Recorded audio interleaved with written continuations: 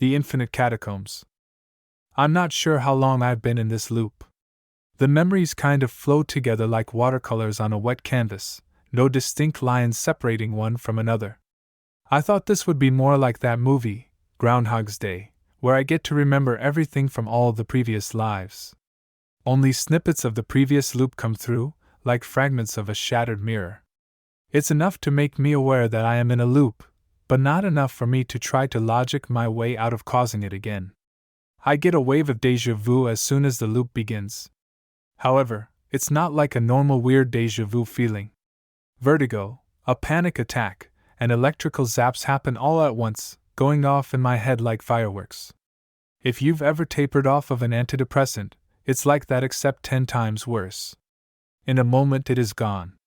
The loop starts, and I'm standing with Matt and Bobbi, my longtime friends and colleagues, at the entrance of the catacomb outside of Paris. We've known each other for over 12 years since we were at university together. Matt, the careful planner, always the voice of reason. Bobbi, the risk-taker, brimming with enthusiasm and the excitement of discovery. We would regularly stay up until dawn, studying for our history, anthropology, or whatever dusty old bones class that we had that semester. Now we stay up late, slowly chipping away at dirt and rock, hoping for that big discovery, living on adrenaline and the faint hope of unearthing history. We've been waiting for this moment for almost 4 years now.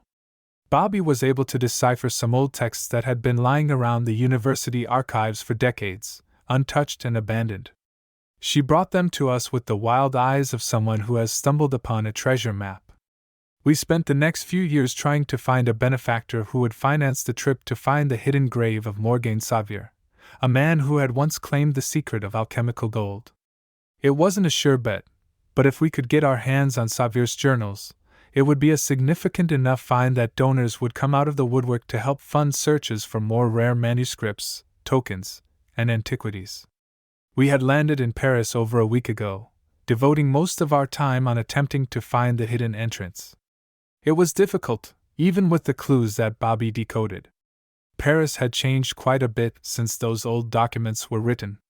We were about to give up when Matt stumbled upon Margot, a local woman who claimed to know the exact location.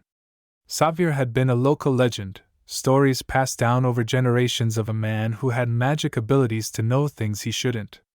He had an encyclopedic knowledge of everyone in the town, and was able to predict accidents before they happened. Xavier had lived a long, healthy life and grown into a wealthy man because of this uncanny knowledge, and had one of the better grave locations in the catacombs.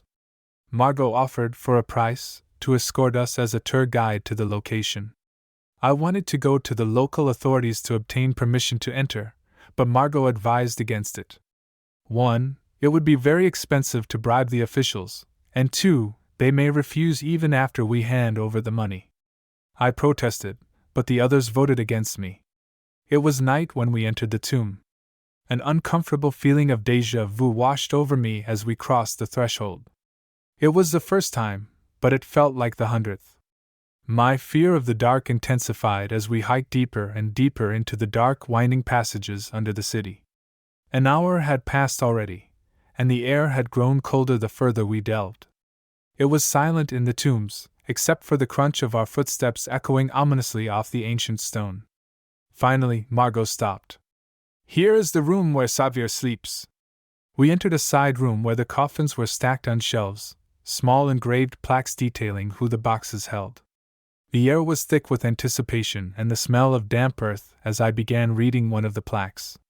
Suddenly, Matt cried out behind me, "I found him!" Bobbi rushed over, pulling a pry bar out from her bag. She inserted the flat end into the coffin, straining as she pulled hard. The large wooden lid let out a protesting creak. Matt and I each grabbed a side of the lid and slowly slid it towards the front. The sound of it hitting the floor resounded through the corridors, the echoes growing louder as they moved away from us. We held our breaths as a wave of musty air gasped from the coffin. The ancient skeleton of Xavier laid in the casket. I ran my finger along one of the seams, and its marveling at the craftsmanship. Bobbi immediately went for the book, ready to uncover the secrets it held within. I had cut my finger on part of the tarnish. I sharply withdrew my hand, losing my grip on the hourglass. My heart dropped as I watched it fall to the floor, the glass shattering. Then blackness, as if our candles had all blown out. Oh, my head feels woozy again. I'm standing with Matt and Bobbi, my longtime friends and colleagues, at the entrance of the catacomb outside of Paris. This feels so familiar. Oh, weird. Déjà vu, Bobbi says as she shakes it off and